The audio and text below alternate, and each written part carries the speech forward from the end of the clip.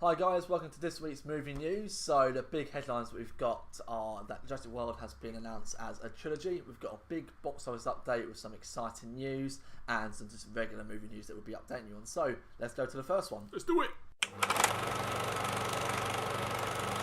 So Jurassic World has been announced that it will be going for the trilogy.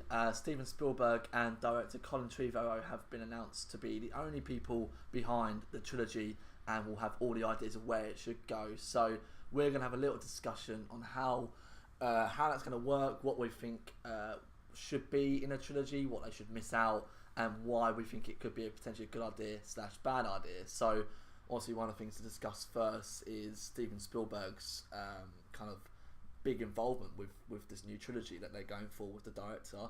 Do you think it's a good idea?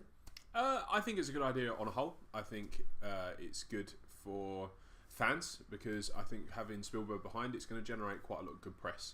I also think that we're going to get a decent story out of it. It's like when Nolan had his hands in a couple of DC projects. You kind of knew when he got involved, and you kind of knew when he wrote certain parts of it, or kind of gave advice. And I think that's exactly what's going to come to this trilogy. The quite interesting thing, though, what I kind of think is that Jurassic World took obviously a lot of money. It took like 1.5 billion. Does it need Steven Spielberg to be involved? Do they think this is a franchise that has now grown up that doesn't need Steven Spielberg to be involved anymore? He can kind of let it loose as like a loose animal. Do you see it in that sense? Because I could see it in the sense is that it's already been quite successful without him. True. Could they move on without him? True. Who knows, really? I suppose they probably can. I suppose when it comes down to it, it comes down to whether or not there's ever really even a demand for a trilogy. I mean, obviously, Jurassic World made an insane amount of money. But when you consider, there's not really been a lot of buzz. There's not really a lot of people wanting a sequel to it. I mean, we're definitely going to get one because it made a lot of money. But whether or not it does or not is another thing. But, I mean, one thing is for sure, we have another franchisee coming into it with Chris Pratt. So do you think it's a good idea? I think it's a great idea. I mean, obviously Chris Pratt is one of the people, kind of the most in-demand actors at the moment. He's in everything. He's kind of dabbling in the Marvel universe with Guardians of the Galaxy. He's now in Jurassic World, which is going to turn into a massive franchise. So he's obviously a massive leading man at the moment, and he's someone who's in a lot of demand. So having someone like him in that franchise is vital, because he was obviously one of the best things about Jurassic World. Because I personally quite like Jurassic World. A lot of people I know didn't really enjoy it. I know you didn't enjoy it as much as other people did. It's growing on me. It is growing on me. Yeah. I just like Chris Pratt. Yeah. I mean, everyone loves Chris Pratt. I mean, if you don't like Chris Pratt, I mean, what's wrong with you? But Chris Pratt has got so much charisma. And obviously, I think he reminds us all of like the leading men from the movies that we grew up watching. Like the Harrison Fords in Star Wars, and even like a Jeff Goldblum in Jurassic Park, even something like that.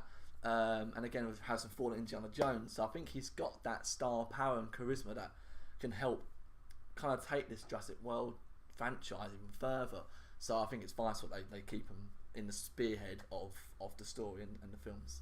So what then would you see what would you say would be your top 3 things that you would not want to see in the upcoming sequel? I think we both agree on high heels. Absolutely. Get rid of high heels as number 1. Bryce Dallas Howard has always said there's going to be no high heels in this sequel. How she ran around in them, maybe because we're men, we don't understand why she ran around in high heels and how it worked. It's beyond me. I couldn't do that.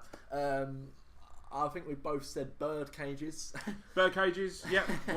What made the third one in the original trilogy so bad was the fact that there was a bird cage in it. It's quite upsetting, to be perfectly honest. I mean, they've already done it. I mean, Jurassic World did an amazing panning shot at one point where they pretty much took in every area of the island.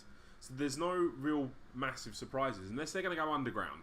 That could be quite interesting. But above ground, there was a giant bird cage. There was a giant pool with this huge wow-ass thing at the end and all that lot. So it's just, it's cool. I can see there being quite a lot of direction. But that's another thing that we wouldn't particularly want. But I suppose more than not, I don't want to see dinosaurs on the mainland. To be perfectly honest, they have an island. Jurassic Park 2, Jurassic Park 3 to an extent as well. Didn't really gel originally as well. There wasn't really... I don't know, it just wasn't as good as the first one, and I think that was kind of one of its weaknesses, I think. So if we manage to stay away from high heels, dinosaurs in the real land, and what was the third one? We ain't had a third one. I'd say for me, for a third one, I'd like them to add in another really good actor. Someone to kind of, not upstage Chris Pratt, but, I mean, it could turn into the Chris Pratt show. Which, in its sense, could be a bad thing too, as much as I love Chris Pratt and I think I'd love him to spearhead this franchise. But I think bringing in like a human threat, along with this kind of dinosaur threat, I can see you kind of disagree. I know it's obviously, it's all about the dinosaurs, but I personally can only go so far with dinosaurs. They are very one-dimensional. They are, I'm going to chase you, I'm going to eat you. But having a human threat for me, I think will bring it more human based too. And I think that's so you want a Jeff Goldblum type character. Yeah, someone quite cool, someone who's quite cocky and it's not really leading, but it's enough to take away from. Yeah. Like a good co-star that's gonna kind of challenge Chris Pratt, kind of through personality wise, and not necessarily through kind of physicality, but through personality. You can kind of annoy Chris Pratt's character because he's a very strong character and he doesn't budge in Jurassic World. He kind of seems invincible, and I want that tested. Yeah, absolutely. Cool. Well, with that in mind, obviously we would like to know what your thoughts and opinions would be to a sequel or even to a trilogy. Disney's live-action remake The Little Mermaid has taken a massive step forward, already having director Sofia Coppola on board. It looks like Chloe Grace Moretz has been cast as the lead Ariel. Although scheduled to be a massive box office success, analysts are predicting that Spectre has got to make a buttload of money before it even thinks about breaking even. Rumoured to be around the $650 million mark, this puts a lot of pressure on the sequel, and not only that, but it narrows the margin that the studios will deem it to be a success. The travel production for the remake of The Crow looks like it could be coming to an end, and is that a good thing? Corin Hardy, who has signed on to direct the film, has signed an exclusive contract to the production company, so that assumes that obviously that he is not allowed to leave the project. Now, is that a good thing for the director? There is still no lead for the film, and it's been in production for many years after trying to emulate what was the cult classic of 1994 of the original Crow starring Brandon Lee. Seemingly hitting the gymnasium this week, Tom Holland has released a video on Instagram of him flipping around in a gymnasium, much like our friendly neighbourhood Spider-Man. Now, does this paint a picture for the production of Civil War? Could it be more of a real-life type production rather than CGI produced? Who knows? This is definitely something to keep an eye on. And now it's time for our box office update. Okay, so one of the biggest news that's released this week in terms of the box office is that China is reportedly going to become the biggest market in the world by 2017. Now, that is huge in a sense of box office terms. America have always been the leading market around the globe by quite a fair way. Now, with the introduction of IMAX screens in China, it has boosted revenue and attendances, and they are now pushing to try and release more foreign films. Because at the moment, they only have a very limited slot of about 27 to 28 foreign films that they can release within a calendar year. Really interesting actually. The last one they decided to release this year on December 3rd is the Point Break remake, which is going to be coming out 3 weeks before the release in America. So it's a Hollywood production film and it's going to be released in China 3 weeks before America. So that would be the equivalent of us allowing a country like China or America to have James Bond come out before us by a couple of weeks. I mean, in terms of Point Break and James Bond being obviously different films in the kind of the scale of things, but to have a Hollywood production come out in China 3 weeks before it's released in America is huge, and that's massive for China. So it's already kind of proven that China has kind of grown so much as a market this year, especially with it kind of saving a lot of film skins. It nearly kind of saved Terminator Genesis this year from being a complete disaster to an okay coup, but it's still not going to be enough for a sequel for Terminator. And the same with Ant-Man as well. So Ant-Man did okay. It did a lot better than people thought it was going to do domestically in America and the UK, but then it did great in China. Not long after that, Marvel announced that that was going to be put forward and and obviously we've got the sequel of Ant-Man and the Wasp coming out in 2017. Furious 7. Furious 7 did massive business out there as well. And The Martian is coming out very soon, and that's most likely going to do great business too. So that is obviously one of our biggest news in box office news this week, with China obviously going to become the biggest market in the world by 2017. Now, Ian, biggest companies that have done really well in 2015, obviously Universal. Absolutely. Have done really well. Why do you think that is? Such strong titles, or?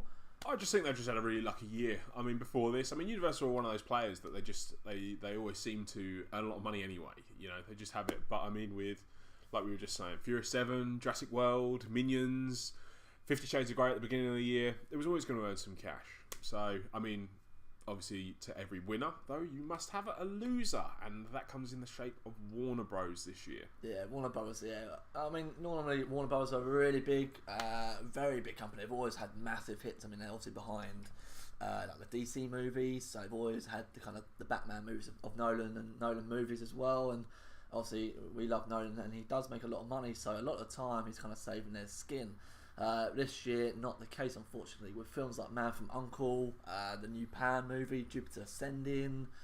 Warner Bros. Had a very, very bad year with not just losing a little bit of money, they've lost a hell of a lot of money, especially in Pan, reportedly to be around 150 million. Now that's huge for a company like Warner Bros. In a year that was to be touted as obviously one of the biggest years in kind of financial box office terms, and obviously with Universal running away, and with Disney also coming up with most likely is going to be the biggest film of all time, let alone of 2015, and for a studio. Do you think Disney can overtake Universal's whole of this year? I think it's easily perceivable at this stage. They made a lot of money this year anyway. Avengers, just simple mathematics, Avengers 1.5 billion, whatever it is, and then when you add in success of Ant-Man, both here and in China, you then bring in what potentially is like a massive haul for The Good Dinosaur, which was released like in the next couple of weeks. Add that to the ridiculous amount of money that they've made for Star Wars. Well, they're going to make for Star Wars. They've already kind of made for Star Wars from pre-sale records as well already. So. Absolutely. And then before you know it, we've got this massive brawl on our hands to see who's the most successful studio. So I definitely think that, well, by the time we get around to about April or May of next year, we'll actually find out who won this year in terms of box office. So it's definitely a good thing to keep an eye on the box office around this time of year, because you never necessarily know what's going to happen. So that's it from us at All Things Movies. I hope you've enjoyed the latest movie update. Again, do comment and subscribe. Obviously, let us know what your thoughts were of our video. We'll be doing more in the future, so have a good week. See you later, guys. See ya!